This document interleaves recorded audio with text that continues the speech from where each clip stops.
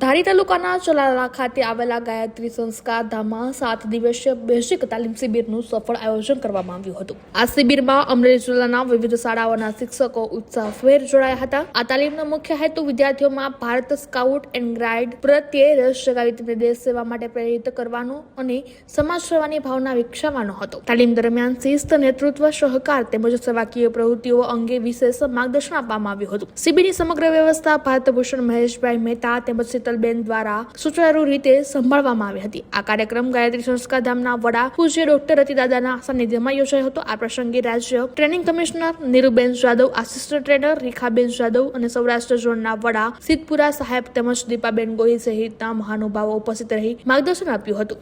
મારું નામ છે સંજય એમ કોણા, ઓવાયમ પ્રાથમિક શાળા તાલુકો રાજુલામાં મદદની શિક્ષક તરીકે ફરજ બજાવું છું અને હાલ સ્કાઉટ માટે તરીકે હું કામ કરું છું।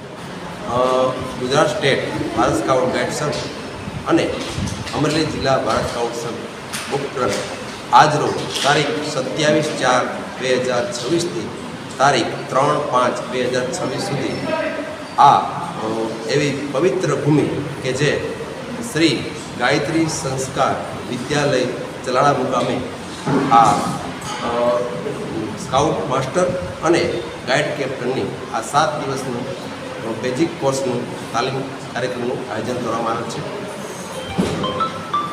વિશેષ આ સંસ્થાના વડા એવા ડૉક્ટર રતિદાદાને આપણે વિનંતી કરી કે થોડુંક આપણે આ તાલીમના વિશે થોડુંક માર્ગદર્શન આશીર્વાદ આપે। અમરેલી જિલ્લા ભારત સ્કાઉટ ગાઈડ સંઘ સુંદર 5 દિવસનો અહીંયા એક સેમિનાર રાખવામાં આવ્યો છે।